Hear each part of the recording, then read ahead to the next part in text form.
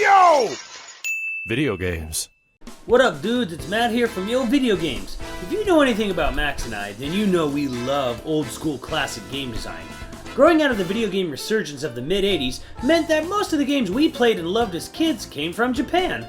That isn't to say there weren't great Western titles, especially out of jolly old England with Rare, but for the most part, glorious Nippon dominated the gaming landscape. Well, times have changed, and the transition to the HD era has not been kind to what was once the promised land of game design.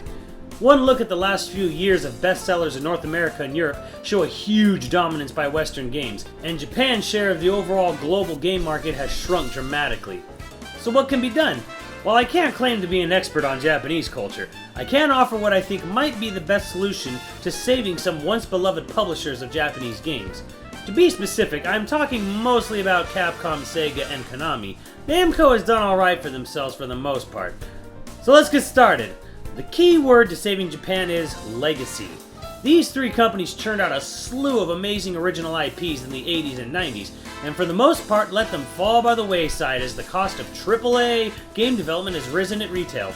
Well, if the future of games is Assassin's Creed Unity and Evolve, you can count me the fuck out. To fix this problem, Japan needs to embrace its legacy and not be scared by it. Let's face it though, some of these old school titles just aren't going to cut it as big $60 investments anymore. And nor should they. What Capcom, Sega, and Konami should do is time their releases to one big classic IP and one big new IP each year. For example, in 2015, Capcom should release Street Fighter V and, say, Deep Down. But also, they should release two other classic IPs in digital download form. See, back in 2013, Capcom announced two revivals of 80s classics, with DuckTales Remastered and Strider, both ironically handled by Western studios.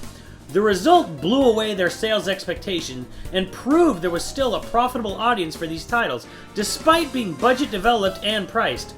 See, the reality is not every game series needs some giant leap forward akin to Mario 64 or Ocarina of Time. Oftentimes, these classic games designs just naturally worked better as smaller, more focused titles. Unfortunately, it seems Capcom learned jack and shit from the success of DuckTales and Strider, and has since backpedaled to its biggest franchises only and more mobile bullshit.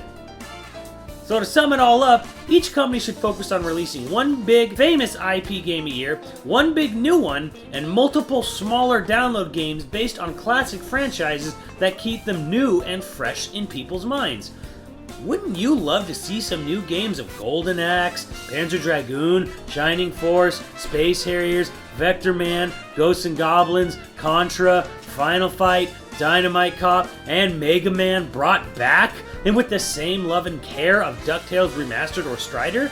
They don't need to be running on Unreal Engine 4 or DirectX 12, they just need to look nice and play great, and you don't need tens of millions of dollars to do that. These companies are sitting on a treasure trove of beloved classic IPs and doing nothing with them. Maybe instead of looking for the next Puzzles and Dragons or Candy Crush saga, they should look at what made them famous and how that can be applied to modern game development without breaking the bank.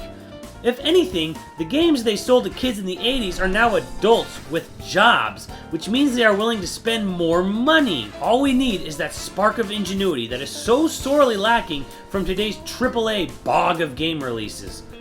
Well, let me know what you guys think, and I'll catch you on the channel. Later, dudes!